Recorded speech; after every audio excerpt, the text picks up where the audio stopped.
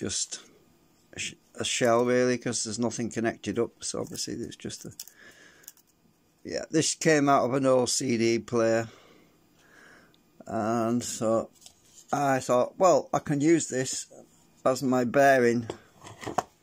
And this is the latest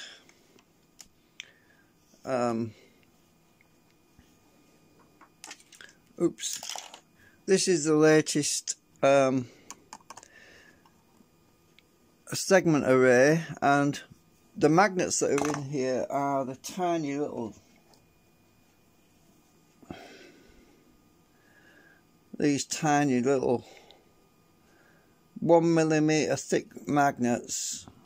They're about 2mm or 3mm that way up and down, and they're about 2mm in that direction, so they're very, very tiny. But I had a whole bunch of these lying around, and I didn't have much space to incorporate them into the plastic, so I thought, well, I'll give it a shot. And so there's not a great deal of, there's not a massive amount of magnetic flux on these, but it's good enough for an experiment to demonstrate. Now, that's the previous one I did, with the shielding going all the way around. So that is the previous one, and I haven't printed out the new one, so, but I did show it in a thumbnail. So how does the magnetic field behave? Now, that is the important thing I wanted to show. Now, I press my button on my magnetometer, we can see we have a good magnetic field coming out this end, and when we get to this tip we have a very fast hysteresis where it basically drops off, and when we get to here we have nothing. Actually, what I really want though is I want the opposite field on this end, and I haven't got it yet, so I'll show you why in a minute. So we have nothing here, we have good shielding, but we also want the opposite field, but which I haven't got yet, and I'll explain why that's important in a minute. So as coming around, there's still no field. My thumb's getting tired now. Still no field. And then we get to this point, and it's been collapsed by this other one down here. It's been shorted out, so we see we have a field there which is basically pulling onto this other one down here, right? So we can see the outline if you draw a pencil around this, and this is where it comes cancelled out in the middle, and when it takes over on the next segment, which is here, right? And this one, obviously the previous design is not as good, because we have still a lot of field over here, which I'll show you what happens in a minute. We get to the middle, we have, it's dead. So the hysteresis on this one is not as good. It comes back there, it's dead there. We come around here, it comes back again, and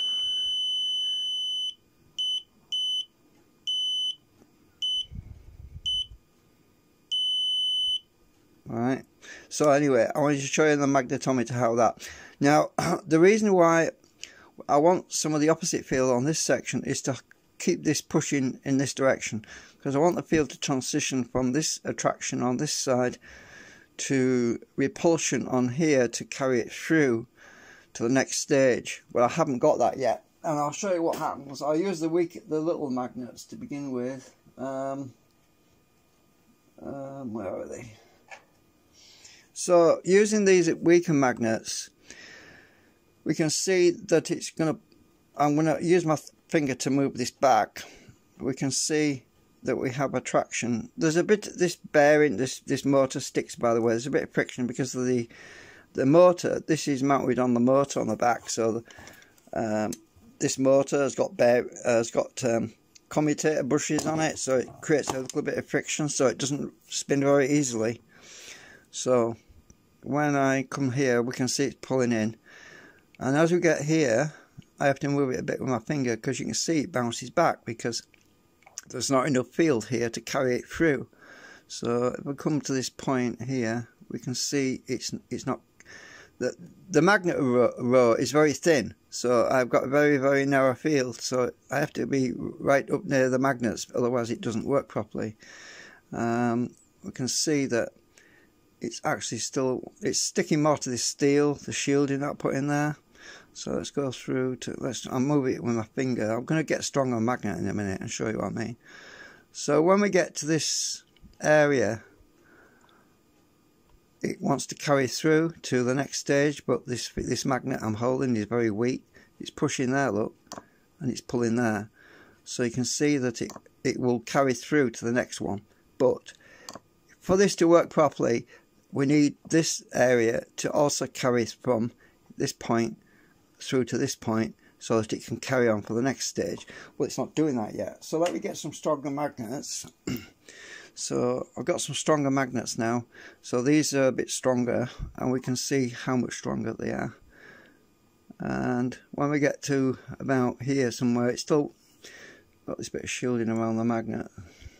Don't know how I've got it on there, to be honest, but so if we get to this point, it doesn't really pull through, which is the problem. But when we get, I'm pulling it around with my finger, by the way, obviously. So when we get through to, you can see it's pulling it around, because when I get through to about here, it still wants to kick back because I haven't got enough forward thrust on this bit.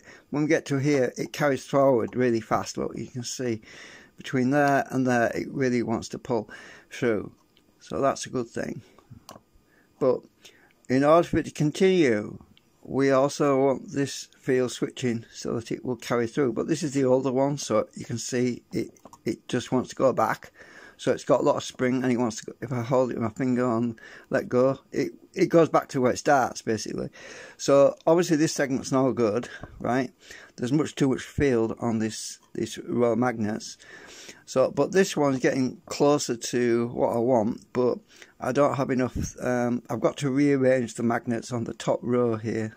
They're only tiny ones, though. Remember, they're very, very tiny. So just to give you an idea of how small they are, let's just grab this and I'll put my let's just put it on the camera. There's my ruler. Can't see the flipping focus, will you? Can't see the millimeters, but they're very tiny.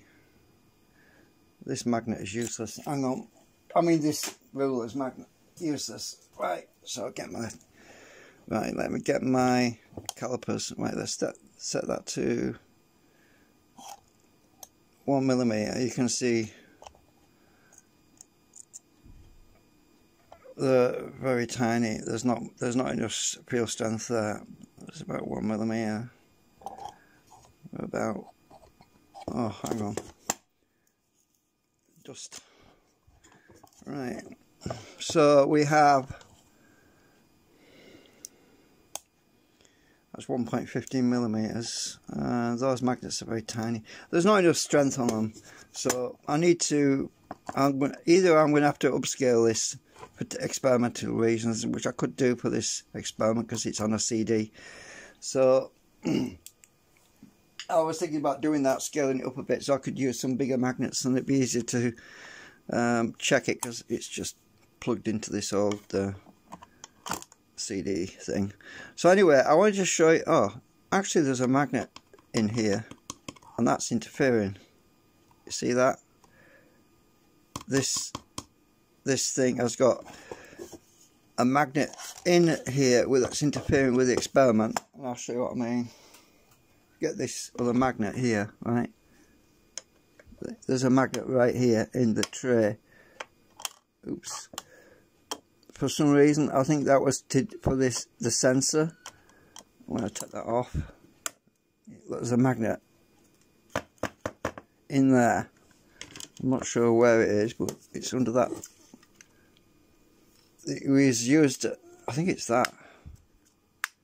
Not sure. But yeah, so that's interfering with the experiment. But if I keep these away from that, let me see. Let me find out if there's a magnet over here anywhere else. There's steel anyway. There's something interfering with it. What the hell is that? I left it on there ages ago. I'm not sure. I think I glued it on.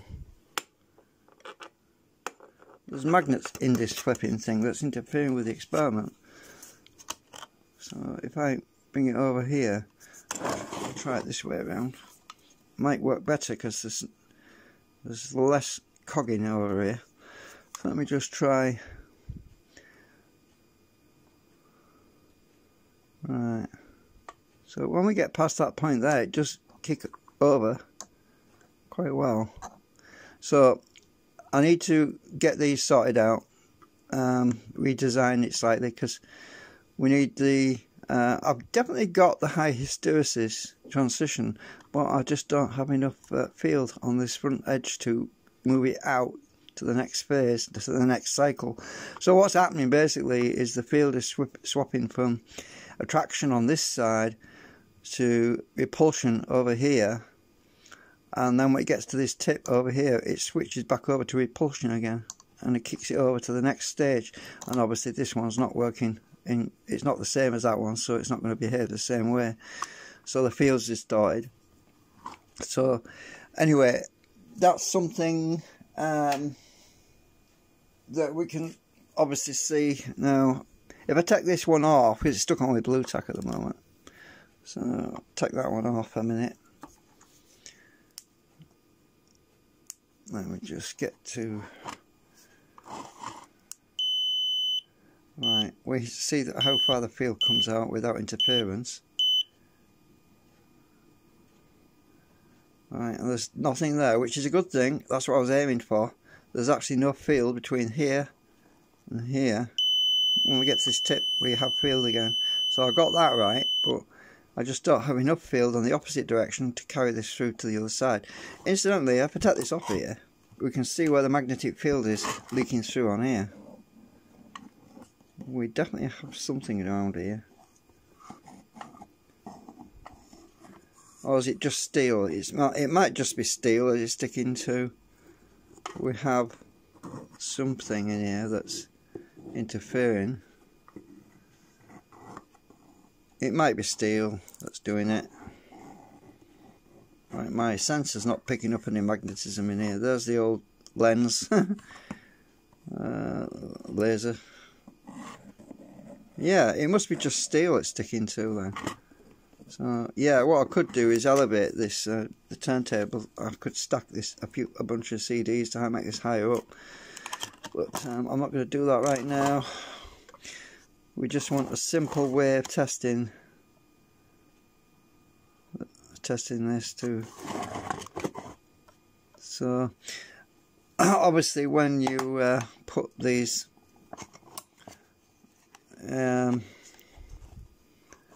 closer together, it changes the behaviour a little bit.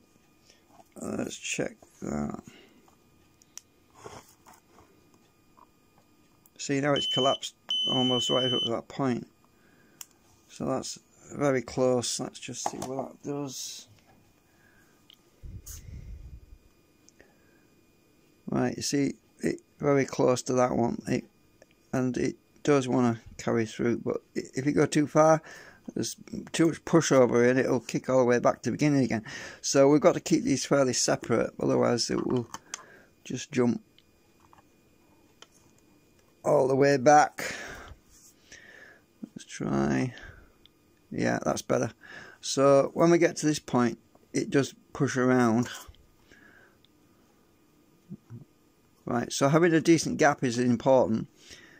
Right, so that works there from there to there, but we need transition to move it along to the next one. There's quite a bit of pressure on that actually.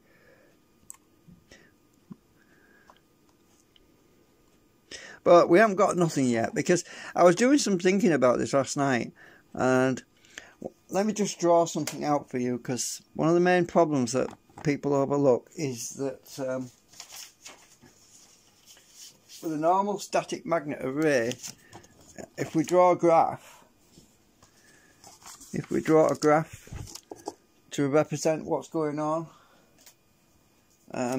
imagine that from this point here to that point here, imagine that's a full 360 degree of rotation, right? So imagine that this is a full 360 degree of rotation between those 2 points. Normally what you have is, when you're arranging your magnets, is you'll have a situation where part of the field on the your magnet arrays, you'll get a climb. So let's say that this is north over here, say that's north, and we have south over here. In order to get it to continue moving, you have to have an even stronger south over here, right? So let's say that this was south, and it dipped down a bit, and we had north down here somewhere, and it would kick through, and in order to get it over here, you'd need a much stronger south, so it'd have to be even higher to carry on through. But the problem with that is that, remember, this is a full 60 degree rotation right along this line, so imagine this is a graph. The problem with that is that this point over here would be more or less adjacent to that. So this graph over here wouldn't be correct, because what happens is the south would be cancelled out. It would nosedive down to this point over here, right? So what you have then is the fact that it's not going to want to go around and make another turn. It's not going to continue, because if your magnet on the rotor was at this point over here, it's going to say, no, I don't want to go in this direction, because that's where I want to be. So it would just go back. So it would just feed back on that. So you would never get continual rotation, because the field, whatever the highest point is in your rotation, in your rotational field, it's always going to favour that point, the highest point. So the only way to overcome that is to have some way, a dead band at some point in the cycle where you reverse fields, and that's what I'm trying to do. I'm trying to create these dead bands. So instead of having this, what we would have, I'm running out of paper here. I'll just draw it in the back. So instead of having this, what we would have is basically a step system where it goes up and it goes down, and then we have the dead band. So the dead band's down here somewhere, and then we have another up, and so we have steps basically, and that's what I'm trying to do. I'm trying to create these steps where we have say a south and a south, and down here we reverse the fields so that this is north, and then this starts to climb south over here, and then it accelerates to south, something like that, so that we have these dead band areas where the fields reverse, so sort of north and then south. You get what I'm saying, I think. So that I'm trying to create a situation where it's going to favour the south that is closest to it, and then we want the sharp roll off of the field, and where the north will push it along to the next south and so on. So it's very hard to do, and I don't think it's, to be honest with you, I have my doubts that it's even possible, because no matter where you introduce some kind of a stepping system, that will always override the equal opposite reaction. Yeah, it's always going to create that equal opposite cancellation problem, which is what I'm trying to show up on this, you know. So it's very difficult to do it without having some kind of field switching. The internet's really bad. I think I'll end the stream actually, because I'm not even sure that this stream is going out properly, because my YouTube's not loading very well at the moment. Yeah, all my icons aren't showing up. I don't know what's going on with the internet. It's really, really bad today. And it has been raining. Right, so Anyway, I'm gonna have another play around with the design. I have had some more ideas about the junctions over here.